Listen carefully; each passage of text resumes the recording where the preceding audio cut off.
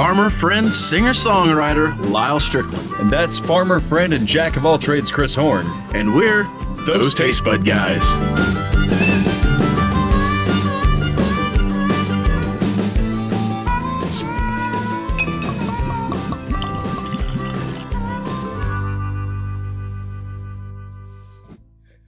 How's it feel to be tall? I think you're on screen. I can't tell. Hey guys, welcome back. Thanks for joining us one more time. Intro wasn't nearly as cool as I thought it was going to be. It was fun for me. At least I wasn't the dumbass in the chair, so. I enjoyed the ride. I always enjoy the ride. There's a song I think about that. Anyhow, okay, so first of all, welcome back. Second of all, like and subscribe. If you don't mind, don't do it right this second. You can wait and see if you like the episode and do it at the end, but we're going to ask you to do it at the end anyways. So whichever, when you get time. I don't want to mess up your busy schedule or nothing like that. We have this other cool bottle. If you watched our episode probably last week or early this week, we had one from Huling, maybe Huling Station. There's a weeded whiskey that our friend John got us. This week, we've got the other bottle that our friend John got us, which is Lyal. The Huling Station single barrel. This is a bourbon, right? Or Huling. Straight bourbon, yeah. I think that this is it's bottled in Memphis. Bottled by Old Dominick Distillery in Memphis, Tennessee. But it's distilled in Indiana for Old Dominick. So I assume that's an MGP situation, but yeah. Could be. But if it's even vaguely as close to as good as that last bottle, then I'll tell you one thing. I don't mind a bit having an MGP product that's priced appropriately. My frustration is when something like this comes out. This one was a little higher. $150 a bottle or something. This one was a little higher than the wheated, which was in that $40-$45 range. Like I believe 50, it was like right? $50-$55 for this one. Yeah, but it's a single barrel. But I kind of expect that, yeah. All right, so, man, got like high notes, brown sugar, you get like prunes. Dark fruit, a little leather. Fruit. Light on the alcohol, which I believe is a higher proof. I don't know why it'd be lighter on the alcohol. 56.78, 113 or proof. Yeah. Sorry to say it all backwards. All the fruits on the top end. This might be one we end up putting on some water. It's almost like kind of a popcorn on the bottom. Oh my, she packs a punch. But all the right ways. It's like being slapped around by a really pretty girl. It's one of the things you kind of probably like. You'll go tolerate it a little better than maybe if otherwise. Yeah, you can brag about it later for sure. It's spicy.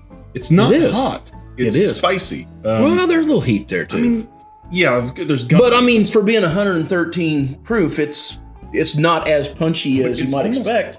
On the taste, I get a lot of like clove,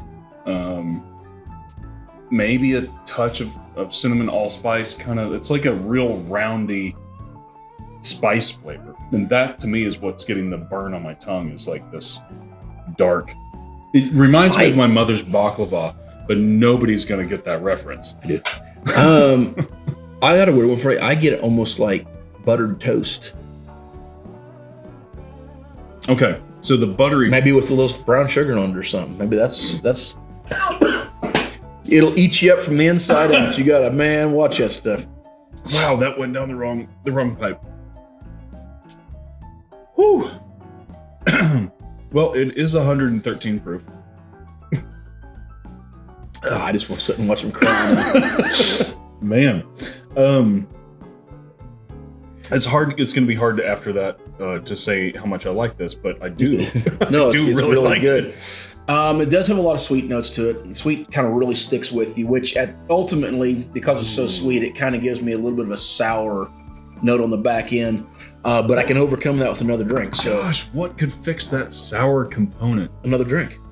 Yeah, or maybe a little bit of simple syrup or a sugar cube, and maybe some bitters to bring out the brightness in it. I actually think probably a drop of water in it would do. Ought to drop a cherry in there for, just to bring out those cherry nuts. I think that this would make some of your water down there. an absolutely insane old fashioned. Yeah. And it'd be a pretentious looking old fashioned without actually being all that expensive. Yeah. I mean, it would still be. It's not like I always have trouble mixing like cocktails with like pricey whiskeys, but I would do it in this case. It's fantastic. What's watered into it? It does some really nice stuff to it. Good. Yeah. Okay. Yeah, it brings out a lot of the spicy notes that almost has like that butcher corn that what's it called? Mellow corn? No, Bloody Butcher. Bloody Butcher. Woodhead. Woodhead. Thank you. There Man, I was just talking about it on Foster. Anyhow, you guys remember all the Woodhead bottles we had sitting up here for a long time? So they give us like 4 or 5 bottles. We got another person that gives 4 or 5 bottles. Now they're going to sit up here for a while. Yeah. You're going to see them here in the next few episodes. Hutchetown? Probably. We don't know how to say it. So it's not. We'll talk about them when we do them. It's we'll not. see. It's not just tequila. We don't know how to say. Yeah, I think that this is a fantastic bottle. This is right up my alley of stuff. It's a nice big bourbon. Did you try it with water? I did. It just totally mellows it out. I know, but he still keeps all the little spicy notes back here, and really something. Yeah, it almost reminds me with a waterback of like something that you infused. Like whiskey infused with actually what I said, like oranges and cloves and cinnamon and, Okay. It's still viscous enough. I don't like thinking of it like that, though. Yeah. Well, but okay. Whatever. Anyways, also another good-looking bottle that our friend John gave us, which I want to say it again because it's 2 bottles, like $100 of whiskey he gave us. And I'll say thank you, John. John's got us some really good stuff. He has really got us He some brought good the stuff. Old Elk. Why are you stalling? I thought you were going to end this episode.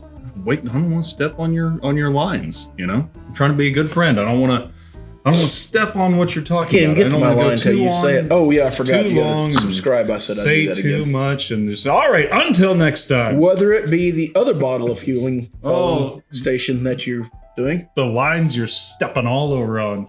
Close your word. People you're meeting, grab a buddy and try something new.